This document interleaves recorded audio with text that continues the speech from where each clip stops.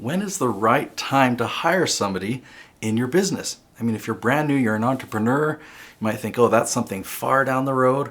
Or maybe you've got momentum and you think, okay, is it the time?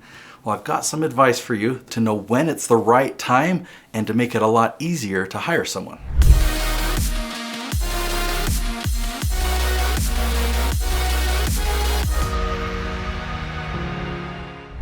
Okay, so right off the bat, I'm gonna say the sooner the better. Okay, and I'm gonna make that easier for you, so don't worry about that if that sounds intimidating. But the reason I say sooner the better is as an entrepreneur, you're wearing a lot of hats.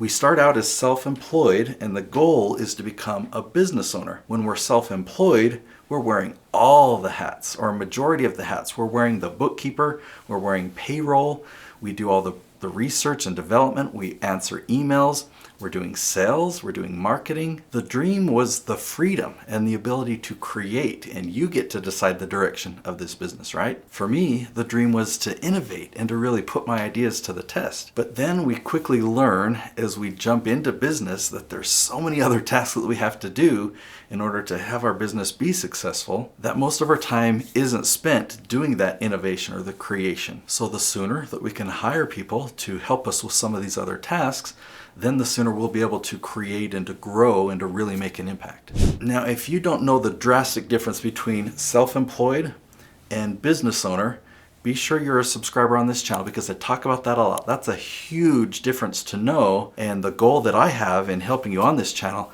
is to help you become a business owner, a very, very successful business owner.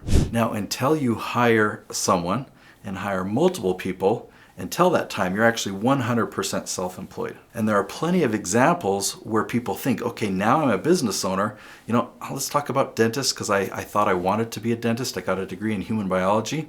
But even a dentist, they're still mostly self-employed. They have to hire other team members, right? So they're an employer. They have a lot of other responsibilities and they have some responsibilities removed from them, right? So they get to work more in their zone. But if they're the one that does all the drilling and all the filling of the teeth, right, then their business is 100% dependent upon them.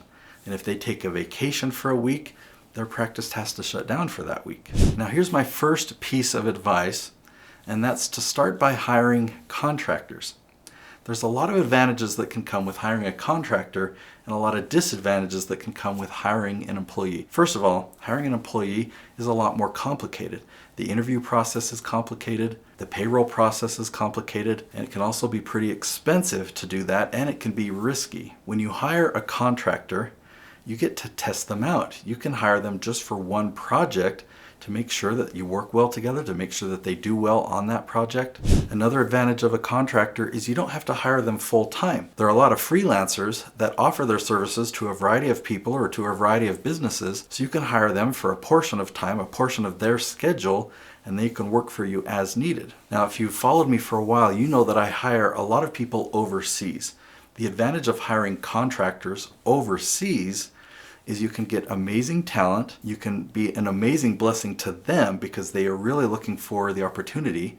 They're looking for a stable job, and typically salaries start around $450 or $500 a month. If that's something that is shocking to you, to think that you can hire somebody full-time for say $500 a month, this is actually a reality. The website that I use to find people like this, it's basically like a jobs.com. For people overseas wanting to work for Americans, you can go to virtualassistanttool.com. Now, I have to give you a warning because there's a lot of people that I've talked to over the years. I mean, in fact, there's been hundreds of people that I've talked to that have said this. Yeah, I tried that. I tried hiring a virtual assistant, but it didn't work. So I've narrowed it down to 3 things. And when people have tried hiring a virtual assistant and it didn't work, it's because that one or more of these 3 things is missing. The one that's most common is they hire someone and just expect them to know what to do without any instruction, without any system in place. And in order for you to succeed in hiring a virtual assistant, especially if they're full-time, say 40 hours a week, you need to create a system for them. So I often hire video editors. Let me give you that as an example. When I hire a video editor, I train them on my system. Now I expect them to be trained on how to use the video editing software, to be creative, to have a portfolio and to have experience so they know their way around, they can work efficiently. But then I train them on my system. So what does that look like? Well, I say we start with a folder of assets right here in Dropbox. And here's an example of a finished video. Here on YouTube, this is what it looks like. So we need you to take a similar folder of video files and graphics and audio and turn that into an episode like this.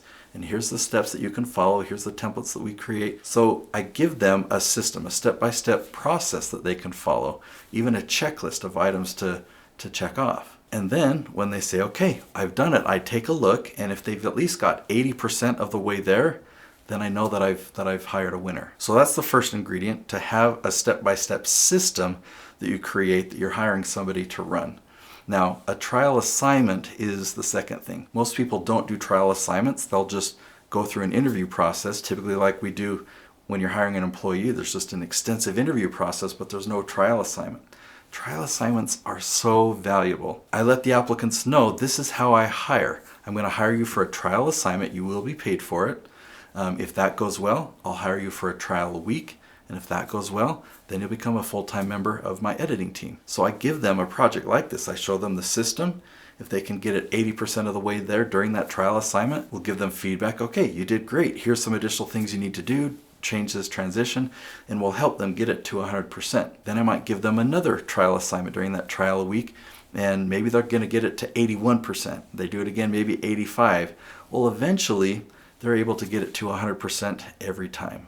Now, the third thing is something that isn't required, but man, is it an amazing shortcut to find a great virtual assistant that you can hire. And that is to communicate by video and to request a video application. So when I reach out to people and let them know I've got another position available, I'm looking for a new video editor, I send them a video. I just get out my phone, I talk to my camera, and I say, hey, I'm Nate. This is what my company does. And this is what we're looking for.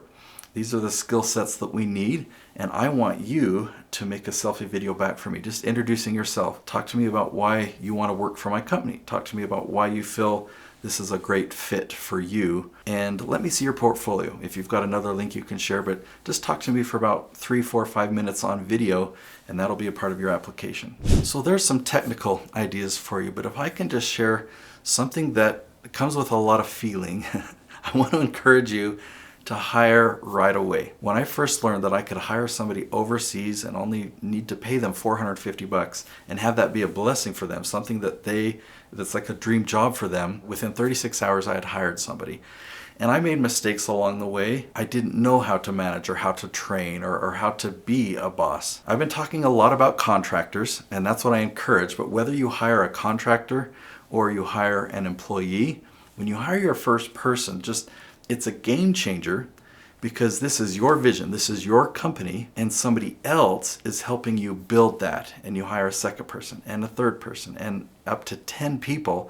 All these people, they're working to have your vision, your creation come to life. And when you can do it in a way that provides opportunities for them, it provides livelihoods for their families, and it allows you to leverage your time more and to create services that you envisioned, that you're purpose-driven to create. If I had my way, I'd have you hire your first person today. So as you're growing your business, there's a lot of advice that I want to share to you. I talk to you a lot on this channel about YouTube, about how to leverage YouTube to pull in extremely valuable leads. Well, to build that system, you're also going to need to hire people. I want to give you a roadmap that you and they can follow. It's my book, A Hero's Guide to Influence, on YouTube, and I don't want to make any profit on this. That's not the point of me making this book. I put 2 years into this book. It's full color, just because there's a lot of things that I wanted to show you visually. As long as you cover the printing and shipping, then there's no profit to me. This book is my gift to you. You can get it at natesyoutubebook.com.